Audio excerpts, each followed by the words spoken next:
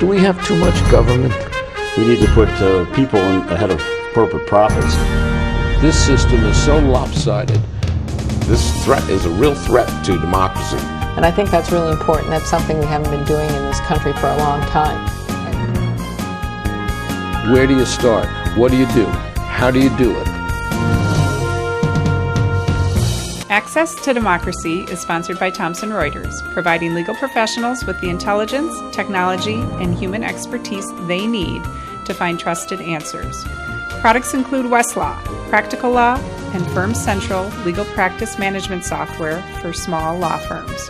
Thomson Reuters, the answer company. Online at thomsonreuters.com. Access to Democracy is made possible in part by a donation from Firefly Credit Union.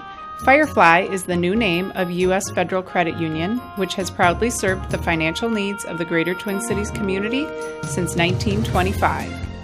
At Firefly, we guide our members forward and give them the power to chase dreams by delivering the financial solutions they need to get ahead. From checking accounts to mortgages, we'll light the way. We are Firefly Credit Union, and this is Life Illuminated. And Dr. Charles Crutchfield of award-winning Crutchfield Dermatology in Eagan, acknowledged as one of the nation's best physicians. A Minnesota native who trained at the Mayo Clinic, Dr. Crutchfield personally treats all patients and states that experience counts and quality matters. Crutchfield Dermatology. Look good, feel great, with beautiful skin.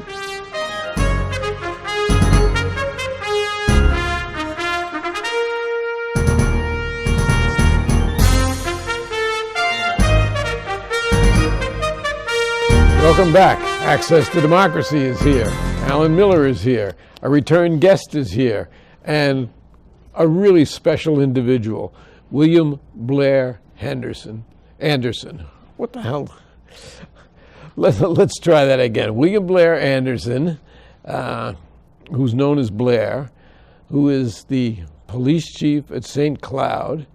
And we're going to talk about St. Cloud. We're going to talk about how that community has turned around since you became chief, largely due to you. And you've been here before when you were with the Dakota County Sheriff's Office, when you were with Carver County Sheriff's Office, and now welcome back. Well, thanks for having me, Alan. It's always a pleasure to visit with you. Despite how I butchered your name. But, and he's the prime individual in a novel that's going to be out one of these days under another name. But in any event, it's the first time I've seen you out of uniform. It's an arresting situation, which in my case would mean handcuffs. But you were good enough to tour Sharon and I through your incredible headquarters in St. Cloud. St. Cloud's a city probably of no more than Eagan in population, but you have an incredible headquarters, and tell us how that came about. Well, it's what it is, Alan, is a testament to the support that the St. Cloud Police Department has, and all the city departments for that matter. Of course, that building was constructed prior to my arrival, but I like to tell the staff there, when you get into the backstory and the history,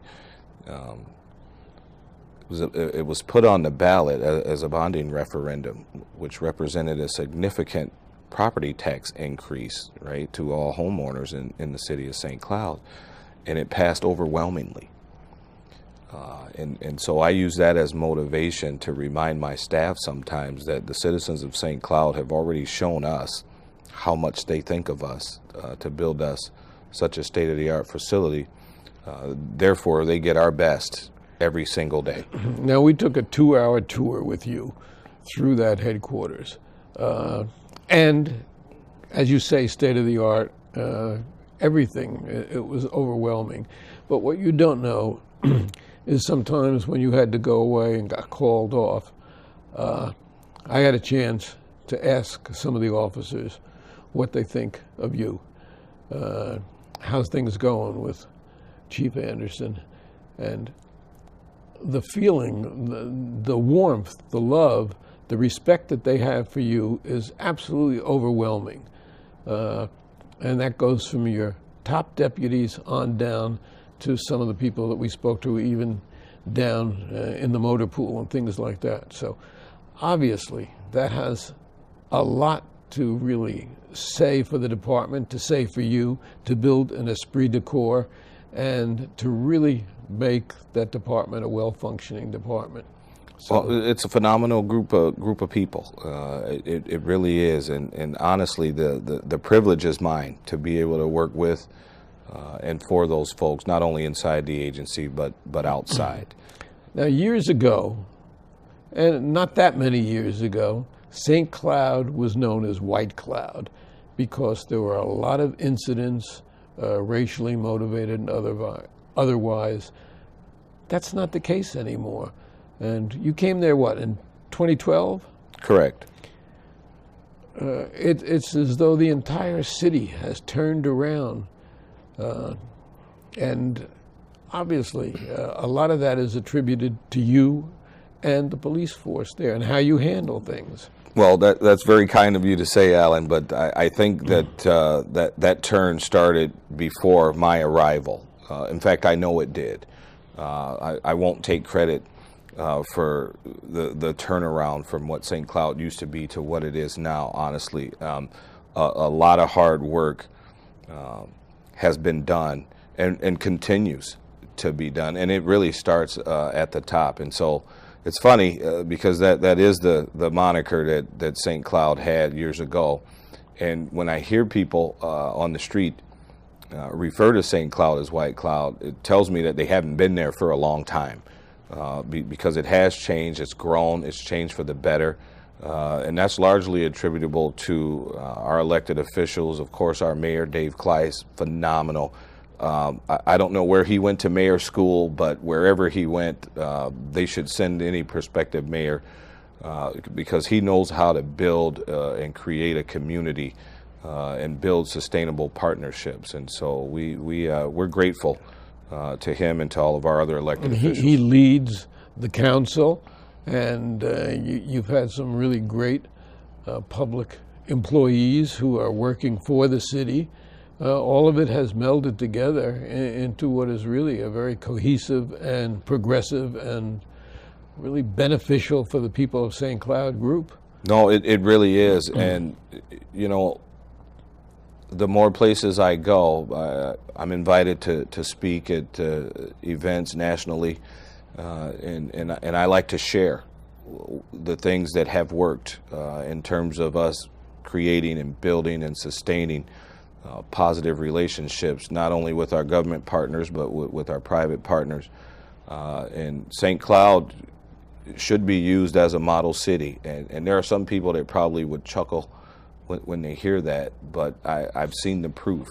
When I go places and they ask, how did you guys do thus and so? Or why didn't your city burn after, you know, the horrible mall attacks? And I start explaining to them all of the work that goes into what it is we do on a daily basis, right? We try and stay proactive, Alan. We don't wait for something awful to happen to engage our community. I'm astounded at the things that a lot of places aren't doing. Well, you had an interview with Ruben Rosario of the Pioneer Press not too long ago, and you said one of your biggest jobs is debunking the myths about St. Cloud. That's right. Which is just what you have been talking about now. That's right. And the population is what? About the same as Egan. That's what I 65, thought. 67,000. When school's in, add another 10 to 15,000 when you count staff. And we're and talking students about at St. Cloud State University, Correct. which is located there. Now, that has to impact policing, even though they do have their own university police force. Well, they don't. They have public safety. Well, University of Minnesota is the only. I consider that a police force of sorts. They don't necessarily run around with armament, et cetera. That's correct. But how does that impact you and the job you and your force has to do? Well, it adds more people. Of course, we've got not only St. Cloud State University, but we've got St. Cloud technical and community college as well. Rasmussen College has a campus there, and so whenever you add more people, you're going to get more volume in terms of calls, no matter what those calls for service are, right? Whether it's a minor traffic incident or medical incident, all the way up the continuum to something criminal. But we've got a lot of practice. In St. Cloud State is one of our closest partners. We take the town and gown approach. We work very closely with St. Cloud State on a variety of issues. In fact, we have 3 officers assigned to the campus in the surrounding area, the surrounding neighborhood. So we carved out a kind of a beat within the beat, if you will, so that we can dedicate the 3 officers specifically for that area, so that they can get the service that's needed sometimes. And you have a force of what, a little over 100? 108 sworn. And so when we say sworn, we're talking about actual police officers. Talking about licensed police officers. As opposed to the civilian employees. Correct. Another 50 civilian, and growing. You know, we want to continue to grow so that 5, 10, 15 years down the line, we're already prepared to handle whatever population growth and whatever other growth comes to the city, right? New businesses, new residents. We want to be prepared for that, so we're planning for those things now. Now, you mentioned mall incidents. St. Cloud has developed or has welcomed a pretty large Somali community over the last decade. And that's, I think, a fair statement, right? Yes, that's fair. And on the 16th of September, there was a horrible incident at a shopping mall. Why don't you tell us a little bit about that and the residuals from it? Well, it is something that we see taking place all over the world, not just America now. You know, a lone attacker. This individual at some point decided that they were going to take that course of action and wound up stabbing 10 people. The only good news in that whole ordeal was that none of the people attacked were killed. And that's not to say that they're not going to suffer some trauma, and whether emotionally, you know, the physical trauma by now has healed, but certainly there's some residual emotional trauma that those folks will be dealing with. But the good news is that our community, because of the relationships that we've built over time, stayed together. There was no division. That cohesion that I always talk about was never more evident. And of course, these lone wolf attackers, who unfortunately get a lot of inspiration from watching their PCs too closely and the technology aspect of it, often attribute it to a political philosophy, and really, in many cases, that's just icing on the cake. It's not so. They are just lone wolf, psychotic individuals who, for whatever reasons, go off the rails, and we see it all too often throughout this country. We do, and we saw it up close and personal, and unfortunately there were segments of the population, not just in St. Cloud, but nationwide, who wanted that to be something else.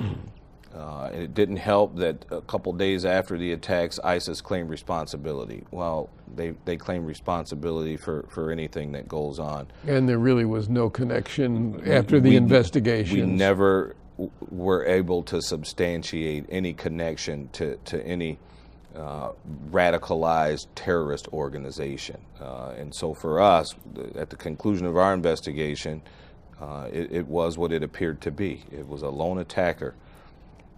And to show people that shopping at the mall was safe and really welcoming, and to get people not to be afraid, seems to me there were 2 people the next day who went on a shopping spree in that mall.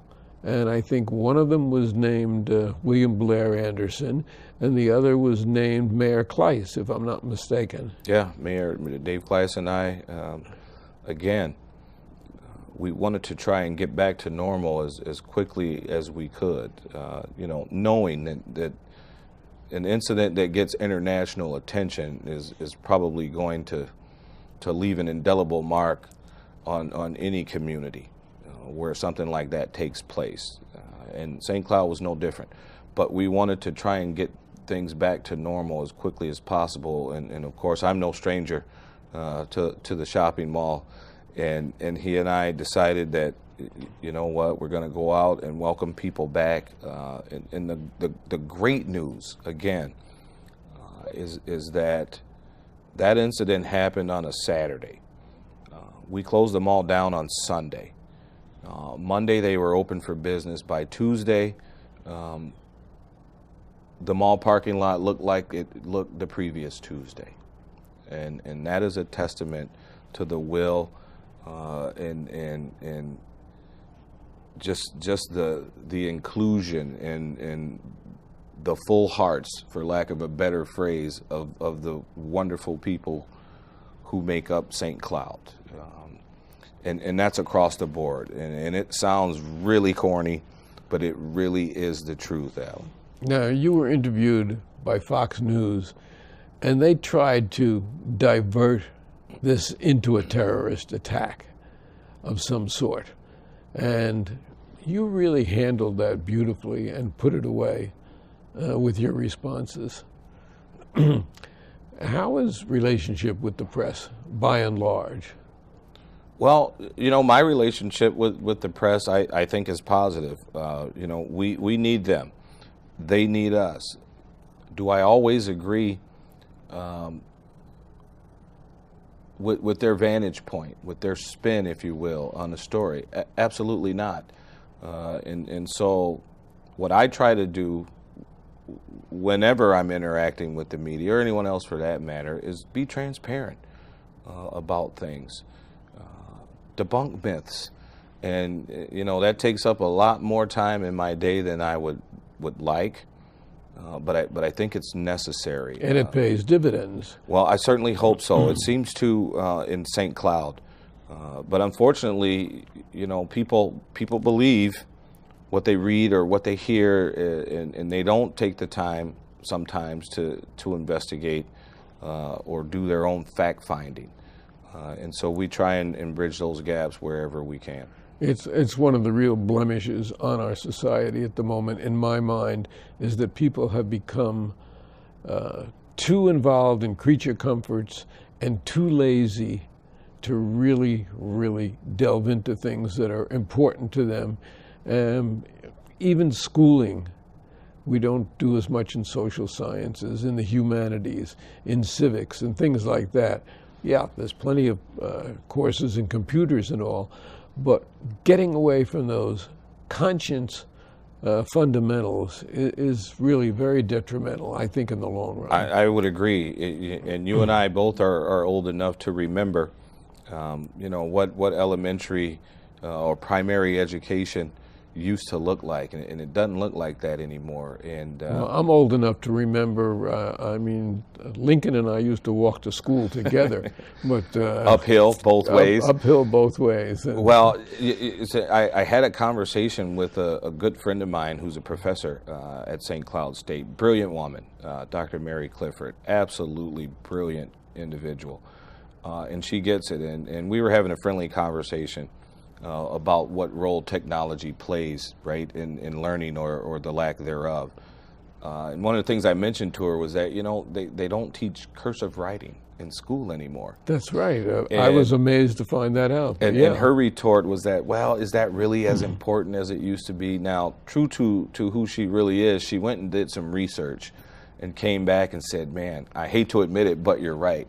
Cursive writing stimulated the creative part of our brain, and when I read applications now, or letters, or any correspondence that people send me in written form, sometimes it's atrocious. The lack of command of the English language anymore, because we do everything phonetically and we text it, and so Steve Jobs, as God rest his soul, has done wonderful things for society and humanity with his technology. But part of his epitaph had to be that he had a huge part in helping to deconstruct interpersonal communication, if you will. Learning to spell is so much more beneficial than hitting spell check. I think so. And I think that's so. probably indicative of the whole I think process. so. When I was a kid, my mother made me read the dictionary. I mean, how many kids' parents make them go through that anymore? I don't know. But Probably zero, because they're on their cell phones correct. instead. But there's some benefit to those things, right? Technology, on the other hand, has helped in innovative policing, and you certainly are right on the cutting edge of innovative policing. So how has policing changed over the years that you've seen? Well, in terms of technology, it certainly allows us to share or to gather and to share information a lot faster than we were able to, and I mean nationwide and sometimes internationally, right? Sometimes with the click of a button, you can get exponentially more information than we used to, even in the time that I've been in law enforcement, which is 22 years. So, you know, from that standpoint, it's certainly helpful. It makes us more efficient, right? It helps us to get to the bottom of things a lot faster than we used to. But what I don't want to see is that substitute the human element, because most of what we do still in this day and age, despite what you see on being portrayed through the media, most of what we do is what you and I are doing right now. It's interpersonal communication, Dialogue. Yeah, it's talking with people. It's helping them solve their issues through dialogue. Scientifically, there have been great advances that have helped policing. However, probably DNA is one of them. You ask anybody, what's DNA, and they can give you a fairly accurate version of what's involved. And it's had to help in terms of forensic science. Oh, certainly, absolutely, and tons of other developments and innovations in forensic science. Absolutely, it helps us to gather evidence more efficiently. It helps us preserve it for longer periods of time. Obviously, sometimes cases go cold, and 2 decades later, you still have that evidence in pristine condition. That's not only admissible, but factual. And again, that makes for better policing. That makes for better results. It makes for a better community. But as you said, and as I saw in St. Cloud, the individuals and the respect of the force in the community is something that really, really, and we see it here in Eagan also. Jim McDonald couldn't be with us here today. Originally he was going to be, but and he'll be in a month or so. But again, we see that same thing basically in Eagan. And to become an officer in Eagan now, you have to have a 4-year degree. And certainly education is something I know you've pushed in St. Cloud. It certainly helps. I think the more education you have, and there are lots of forms of education, right? It doesn't just mean a formal education, right? We should be learning every day, whether we're in a classroom or not. But certainly, particularly in Minnesota, law enforcement is considered a profession. And as such, we have educational standards and continuing education standards, and those things are certainly helpful. But at the end of the day, I think what rules is a person's ability to interact with another human being and show compassion and show empathy and render service to those people. Again, I remind my staff all the time, the service part of our mantra, to protect and serve, probably should be emphasized more. The protection part is a given, at least in this humble man's opinion. But we need to emphasize the service aspect more. And that's one of the reasons why I don't hire people if they haven't volunteered somewhere. I can't use you if you haven't gone out of your way to do something for someone. who can't do anything for you, and without expecting anything in return.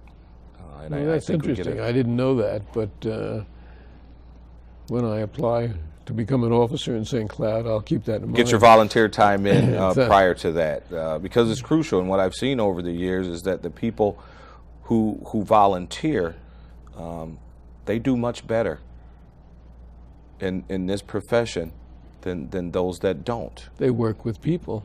They work with people, but more importantly, they work for people, right? They put other people's needs before their own. And to me, that's a characteristic I think that is imperative in any person who wants to get in this profession. You know, we can chase bad guys and kick in doors and round them up and collect all the narcotics and you name it.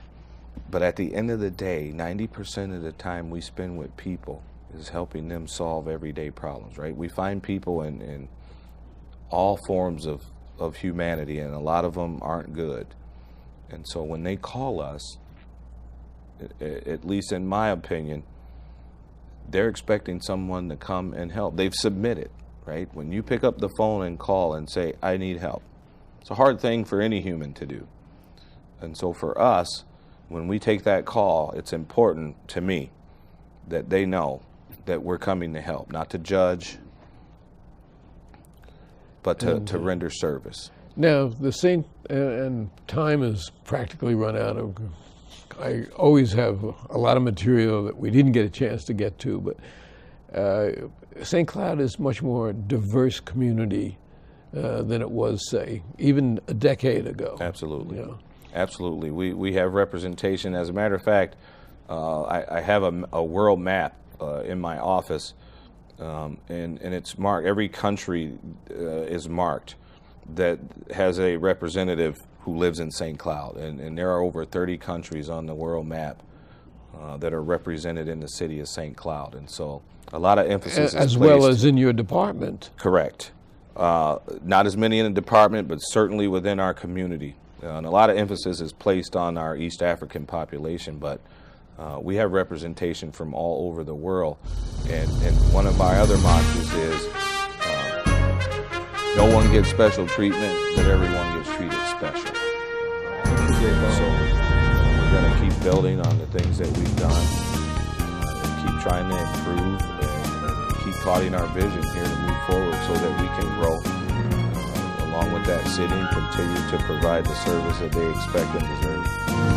Always a pleasure. William Blair Anderson, Police Chief of St. Cloud. Thank you for the favors that you've shown us, and thank you for sharing your philosophy with us.